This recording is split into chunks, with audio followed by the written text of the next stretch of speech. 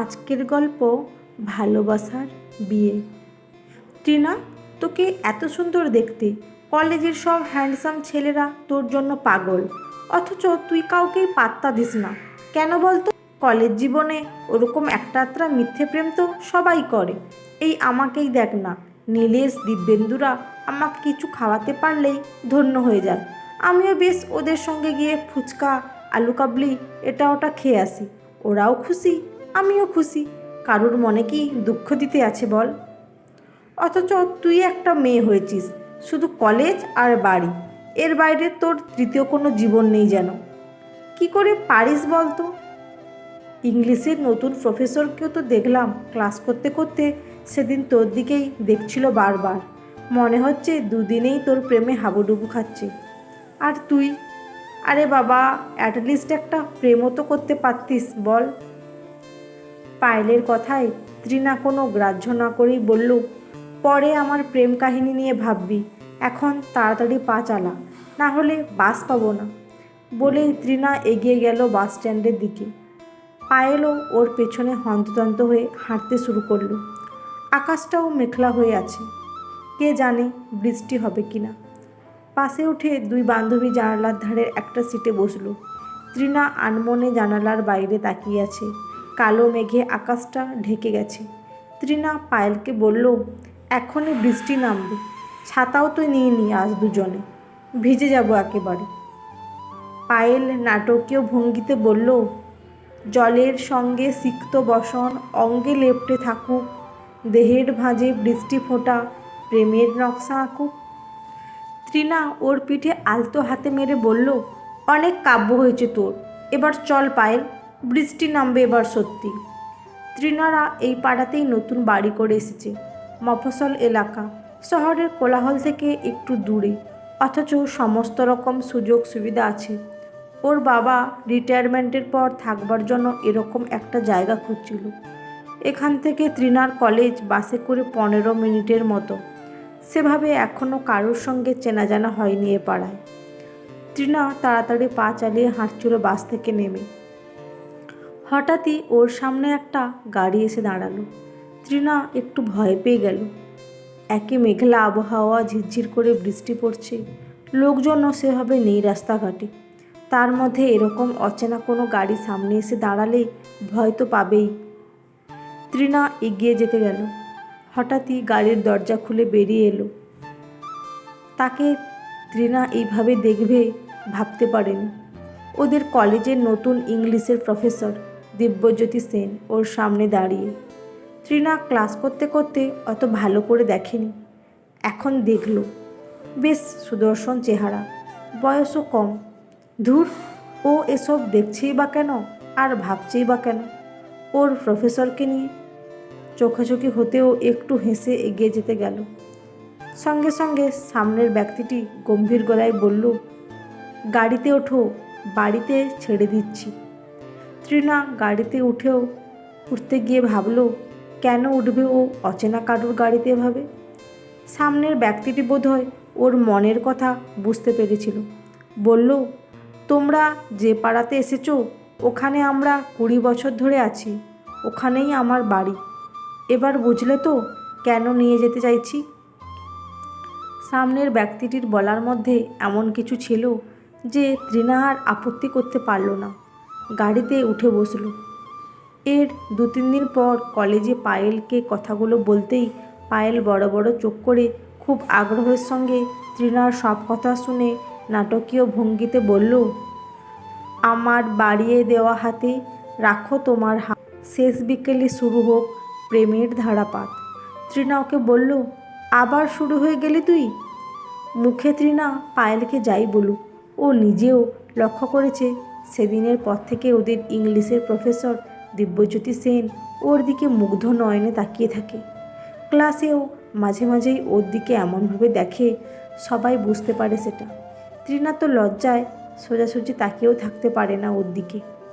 কেমন যেন একটা অজানা লজ্জাবোধ ওকে ঘিরে রেখেছে।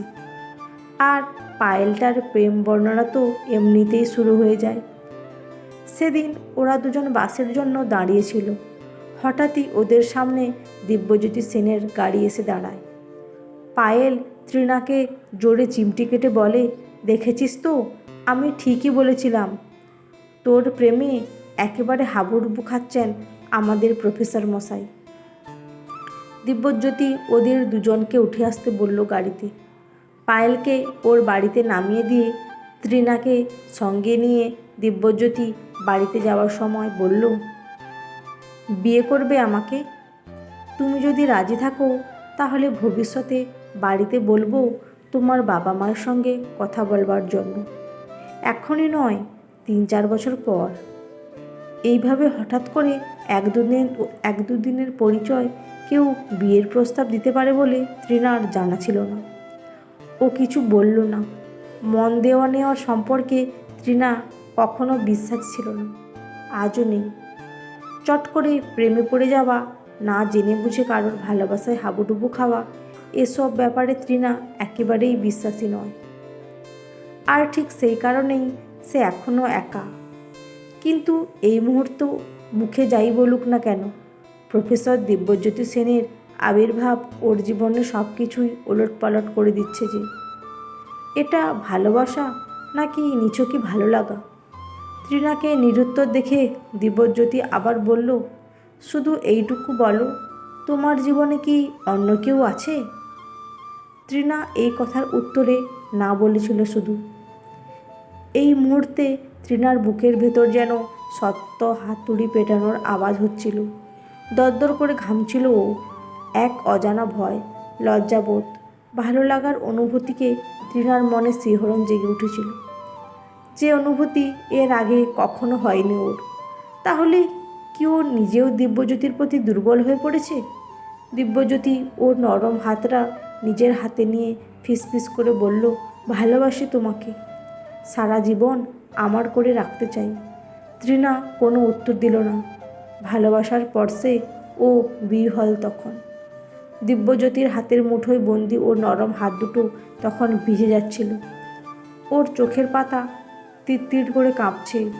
বাইরে অঝোরে বৃষ্টি পড়ছে, আর তৃণার তখন পায়েলের কথাগুলি মনে পড়ছে। জলের সঙ্গে সিক্ত বসন, অঙ্গে লেপ্টে থাকুক, দেহের ভাঁজে বৃষ্টি ফোঁটা, প্রেমের নকশা আঁকুক। এর মাঝে কেটে গেল আরও 3টা বছর। সত্যি, সময় যে কখন নদীর স্রোতের মতন চলে যায় সেটা বোঝা যায় না। তৃণার এবছর মাস্টার্স কমপ্লিট হলো। ওর খুব ইচ্ছা কলেজে লেকচারার হিসেবে জয়েন করবার। তার জন্য প্রস্তুতিও নিচ্ছে ও যথাসাধ্য। দিব্যজ্যোতি ওকে এ ব্যাপারে সব রকম সাহায্য করবে আশ্বাস দিয়েছে। প্রেম ভালোবাসায় অবিশ্বাসী তৃণার মনে কবে যে দিব্যজ্যোতি সেন নিজের একটা পাকাপাকি জায়গা করে নিয়েছে সেটা তৃণা নিজেও বুঝতে পারেনি। আসলে পবিত্র ভালোবাসার মধ্যে একটা অদ্ভুত জোর আছে, যার স্পর্শে মানুষ দিন দিন নিজেকে নতুন করে আবিষ্কার করতে শেখে। পায়েল তো সেদিন কথায় কথায় ওকে বলেও দিল, আমাদের তৃণা কি তাহলে এবার প্রফেসর দিব্যজ্যোতি সেনের রাস্তাতেই হাঁটতে চাইছে? প্রফেসর মশাই ভালোই মন্ত্রমুগ্ধ করেছেন তৃণা দেবীকে। তৃণা লজ্জা পেয়ে পায়েলকে বলল, জানি না, তবে দিব্যজ্যোতি সেন আমাকে এটা শিখিয়েছে যে ভালোবাসলে মানুষ দুর্বল হয়ে যায় না সব সময়, বরং ভালোবাসা মানুষকে সমৃদ্ধ করে সব দিক থেকে। আসলে দিব্যজ্যোতি সবসময় চেয়েছে তৃণা জীবনে এগিয়ে চলুক, আর ঠিক সেই কারণেই তৃণা দিনের পর দিন মনে মনে আকৃষ্ট হয়েছে দিব্যজ্যোতির প্রতি। জোর করে ভালোবাসায় বিশ্বাসী না দিব্যজ্যোতি সেন, কারণ ভালোবাসা কখনো জোর খাটিয়ে হয় না। নিজের ভদ্র স্বভাব আর প্রকৃত ভালোবাসা দিয়ে দিব্যজ্যোতি তৃণার মনের অন্তঃপুরে অনেক দিন আগেই একটা পাকাপাকি জায়গা করে নিয়েছে। সেদিন তৃণাকে ফোন করে দিব্যজ্যোতি বলল, আজ একবার কলেজ ছুটির পর দেখা করতে পারবে? কিছু কথা বলার আছে।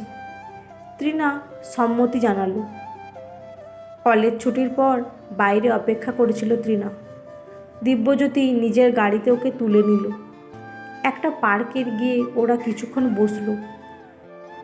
দিব্যজ্যোতি ওকে বলল, এবার কি বিয়ের জন্য কথা বলতে বলবো বাড়িতে? বিয়ের পর চাকরিতে জয়েন করলে তোমার আপত্তি নেই তো? তৃণা হ্যাঁ বলল। দিব্যজ্যোতি ওর হাত দুটো ধরে বলল, থ্যাংক ইউ এতদিন আমাকে ভরসা করে থাকার জন্য। তৃণা যত দেখছে এই মানুষটাকে অবাক হয়ে যাচ্ছে। সেই প্রথম দিন থেকে এই মানুষটা কখনো শালীনতার সীমা লঙ্ঘন করেনি। এত ভদ্র, সভ্য, সুপুরুষ তো যে কোনো মেয়েরই কাম্য। সত্যি সে ভাগ্যবতী। পরদিন কলেজে পায়েলকে সব কথা জানাতেই পায়েল ওকে জড়িয়ে ধরল আনন্দে। দুই বাড়ির সম্মতিতে বিয়ের দিনক্ষণ ঠিক হয়ে গেল। বিয়ের দিন তৃণাকে ভীষণ সুন্দর লাগছিল লাল বেনারসিতে। দিব্যজ্যোতির পছন্দেই তৃণা বিয়ের জন্য লাল বেনারসি নিয়েছিল। দিব্যজ্যোতির মতে বিয়ের দিন কনেকে লাল বেনারসিতে যতটা সুন্দর লাগে অন্য রঙে নাকি ততটা সুন্দর লাগে না। আর তাই দিব্যজ্যোতির ইচ্ছানুযায়ী তৃণা নিজেকে লাল বেনারসিতে সাজিয়েছিল। শুভ দৃষ্টির সময় দুটো মুগ্ধ চোখে দৃষ্টি মিলেমিশে একাকার হয়ে গেছিল। দুটো হৃদয় বিবাহের পবিত্র মন্ত্রোচ্চারণের মধ্য দিয়ে একে অপরকে আপন করে নিয়েছিল। বৌভাতের দিন তৃণাকে অসম্ভব সুন্দর লাগছিল। দিব্যজ্যোতি বারবার তৃণার দিকে মুগ্ধ দৃষ্টিতে তাকিয়ে দেখছিল। আজকের রাতটার জন্য সে কত বছর অপেক্ষা করেছিল। ওদের ফুলশয্যার ঘরে দিব্যজ্যোতি তৃণার মুখটা নিজের দুহাতে বন্দি করে বলল, তুমি জানো না কত অপেক্ষা করেছিলাম এই দিনটার জন্য। একদিনের জন্য তোমাকে না ভেবে থাকিনি। আমাদের অনাগত ভবিষ্যতের স্বপ্নে বিভোর হয়ে থাকতাম আমি প্রত্যেকটা মুহূর্ত। খুব ভালোবাসি তোমাকে তৃণা। দিব্যজ্যোতির দুহাতে বন্দি তখনও তৃণার মুখ। তৃণার চোখ দুটো তখন এক পরম সুখানুভূতির আবেশে বদ্ধ হয়ে আসে। নিজের ভালোবাসার মানুষের কাছে আত্মসমর্পণে যে এত সুখ তা তৃণা আগে জানতো না। ওর শুধু একটাই কথাই তখন মনে পড়ছে, ভালোবাসা ভালোবাসে শুধুই তারে, ভালোবেসে ভালোবাসা আপন করে যারে। তো বন্ধুরা, আজকের গল্পটি কেমন লাগলো? যদি ভালো লেগে থাকে অবশ্যই একটি লাইক দিয়ে চ্যানেলটি সাবস্ক্রাইব করে পাশে থাকবেন। অসংখ্য ধন্যবাদ।